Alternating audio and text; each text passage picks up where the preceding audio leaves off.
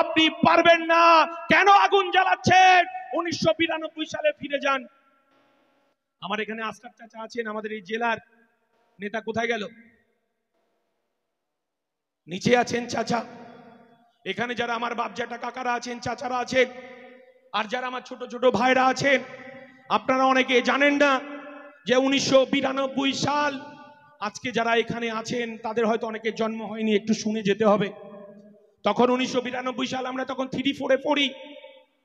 1992 সাল ভারতবর্ষে সারা রাজ্যে রাজ্যে আগুন জ্বলছে।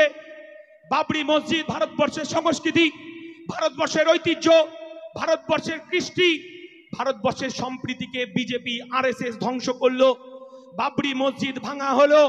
তখন আমরা দেখলাম উত্তরপ্রদেশ জ্বলছে, বিহার জ্বলছে, গুজরাট জ্বলছে, দিল্লি জ্বলছে, তামিলনাড়ু জ্বলছে, ঝাড়খণ্ড জ্বলছে, সারা দেশে আগুন জ্বলছে।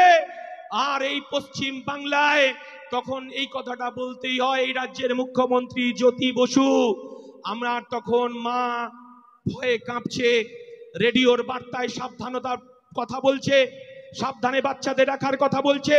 তখন আমার মা আমার বাবাকে ডাকিয়ে এনে বললেন যে সমস্ত লাইট বন্ধ করে দিন, বন্ধ করে দাও, আমার বাচ্চাদের সুরক্ষিত জায়গায় রাখতে হবে।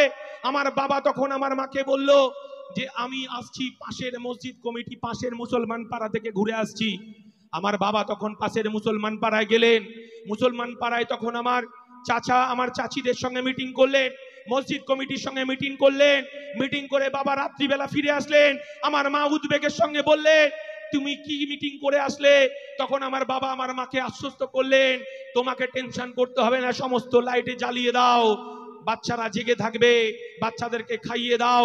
আমরা সিদ্ধান্ত নিয়েছি ও পাড়ার মুসলমান আমার চাচা, মুসলমান চাচি, আমার কাকা কাকি, আমার বাবারা রাত জেগে মন্দির পাহারা দেবে, আমরা রাত জেগে মসজিদ পাহারা দেব। এই বাংলায় একটা সাম্প্রদায়িক সম্প্রীতি নষ্ট হতে দেখেনি। আর এই বাংলায় মমতা বন্দ্যোপাধ্যায় বিজেপিকে ডেকে নিয়ে এসে হিন্দু মুসলমানের রাজনীতি করছেন। আমরা বলতে চাইছি এই যে খেলা চলছে বাইনারি পলিটিক্স, ইন্ডিয়ান সেকুলার ফ্রন্টকে রুখে দিতে হবে। আমরা কোনো মতেই তৃণমূল কংগ্রেসের এই হিন্দু মুসলমানের রাজনীতিকে আমরা প্রশ্রয় দেব না। এই রাজনীতি আমাদেরকে মাথায় রেখেই কাজ করতে হবে।